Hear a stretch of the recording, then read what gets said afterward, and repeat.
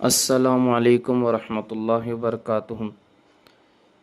جدائیگی کا اور ناجائز تعلقات کو ختم کرنے کا عمل۔ کسی بھی قسم کے ناجائز تعلقات کو ختم کرنے کے لیے ایک مجرب عمل ہے۔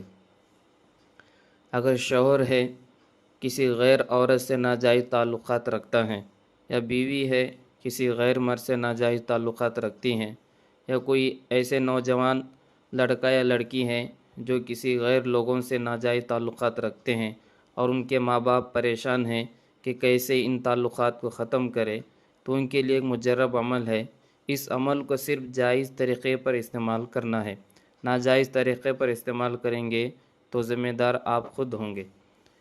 عمل یہ ہے کہ اس آیت پاک کو، قرآن پاک کی ایک آیت ہے، اس کو 41 دن تک کرنا ہے، 41 ڈیز، 41 دن تک کرنا ہے۔ رات میں سونے سے پہلے گھر کے کوئی بھی کر سکتے ہیں، گھر کے 3-4 لوگ بھی مل کر پڑھ سکتے ہیں کہ 313 مرتبہ اس آیت پاک کو پڑھنا ہے۔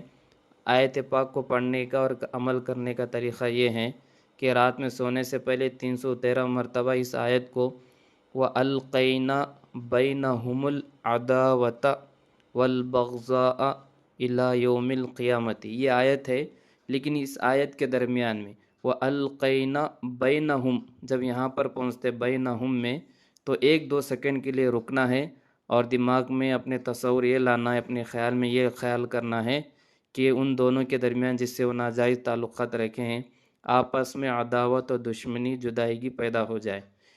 اس طرح یہ دل میں خیال لا کر 313 مرتبہ پڑھ کے دل میں دعا کرتے رہنا ہے۔ انشاءاللہ ضرور ان دونوں کے درمیان جدائیگی اور نفرت ہو جائے گی۔ السلام علیکم ورحمۃ اللہ وبرکاتہ۔